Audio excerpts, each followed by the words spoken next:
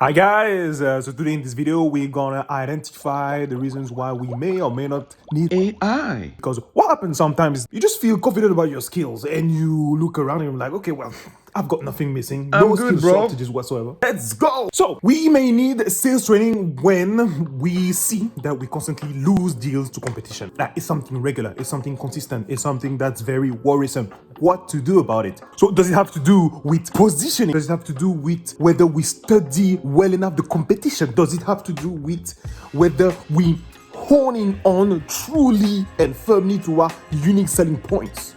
If you feel that your customers sometimes need more cajoling in terms of you being truly able to help, you'll be able with this technology called Mentionlytics to help your customer understand the breadth, the presence that you have online. It's one out of many. I'm not promoting them. I'm just saying this is an asset that you can use in order to solidify your positioning. That's all. Let's take a look at what it looks like. Sure, it's easy to use, get you web mentions, and it's free. Well, what about mentions from social media or even analyzing data? You need to start monitoring your overall digital presence, including social media. See the big picture of your brand with Mentionlytics and get a detailed overview of performance and analytics, mentions by channel, sentiment analysis, mentions by geography, and stay updated on competitor mentions with share of voice. If you're going pro, you need Mentionlytics to give you all the insights required.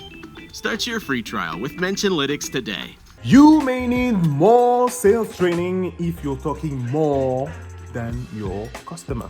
Whether it's a cold call, whether it's a face-to-face meeting or Zoom meeting, if you tend to have more things to say, then it is highly likely that you're not getting what the customer truly needs, truly wants, just because you've probably not asked the right questions. Please refer to some of my old videos if you feel that you need help with the questioning aspect, the discovery call aspect. But the idea is to ask a question and get deeper and deeper and deeper. I think recording your call is a fantastic idea. So there's a platform called Gemini that helps you understand how much you're talking, where the resistance from the prospect lies, what is it that you could be improving when you are talking, helping you cutting the fluff, helping you being a bit more direct when needs be. You may need sales training if you're constantly having the price objection, and this is basically the ultimatum for your customer to get the product.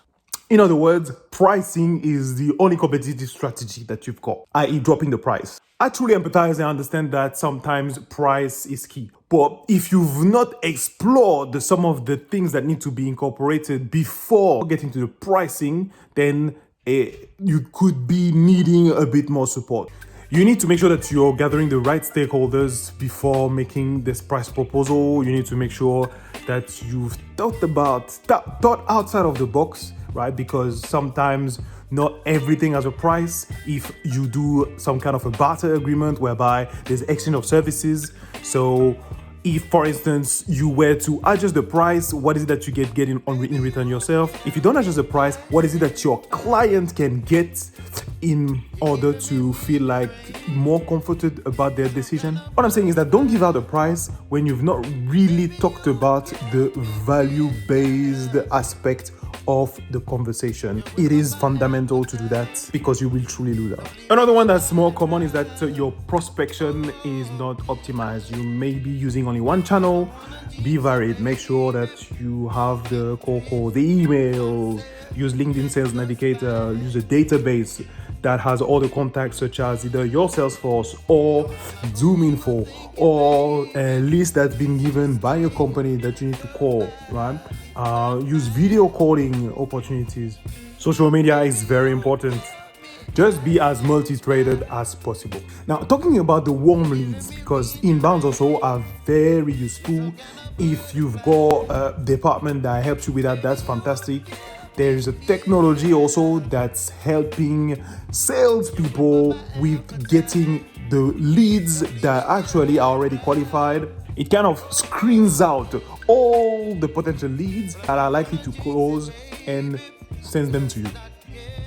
You may also need sales training if you don't tend to upsell. We've got an opportunity. We know that the buyer is inclined to get our product, and we just go for the basic, which is to sell our main product. If we were to be a bit more calm, if we were to ask a bit more question, the share of the cake would be much bigger. We've got that impulse. We just want to make sure that we stick a figure on our target so we get the commissions fast. That is understandable. The drawback of that is that, for instance, let's say the customer or the prospect has not fully grasped the wholeness of the solution that you've provided. Should he or she in the future look for a feature that they were not aware you were providing, then you are technically losing revenue and you may lose the customer to competition. So that's why it's important to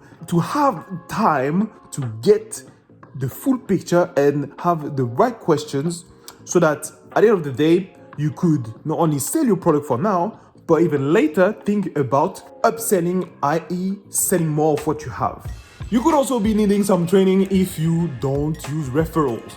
Now, I don't think that you need wizardry in order to be able to ask questions to your existing customers, okay? Because you've already got that rapport. They already know you. But again, are we asking those questions? Are we asking? And again, there's a video that I did regarding how to address referrals, so you can refer to that. But at the end of the day, please ask your existing customers if they have a network that can bring you business, because ultimately if they like you, they will. You may also need some training if complaints are just unstoppable from the customer side. That may mean that maybe we're overselling. That may mean that from an engineering standpoint, the technical team has skill shortages, we're over-premising, under-delivering. There has to be a conclusion.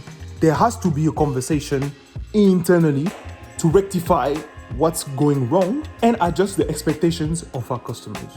Okay? Because again, your reputation is at stake, and you don't want to end up being tagged as the wrongdoer. You or someone may need some training if there's an environment where there's a lot of micromanagement, there's a lot of distrust. People don't necessarily, for going to the toilets, they have to ask permission.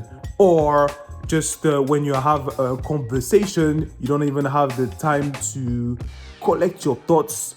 You just need to straight up let your manager know what's going on.